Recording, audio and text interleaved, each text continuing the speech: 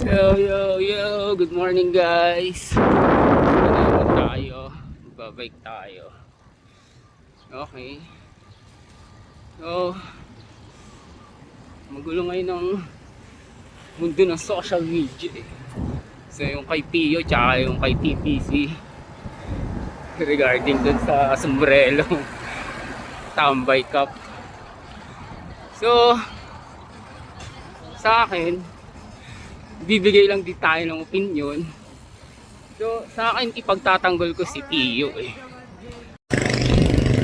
So, para sa akin, ang meaning ng tambay is relaxation na ngayon. So, iniba ni Pio yung word na iniba ni Pio yung meaning ng tambay. So, meaning para sa akin ng tambay na is relaxation. Diba? Kasi katulad ngayon, paalam ako sa asawa ko. Diba? Sabi ko, dun lang ako sa tak-tak, tatambay lang ako. Meaning, nagre-relax lang ako. Pero may work ako. From Monday to Friday, so may work tayo. 8 hours. So,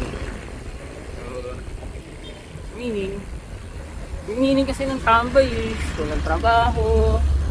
So ngayon, iba na meaning ng tambay. Relaxation na. Okay? So, yun lang.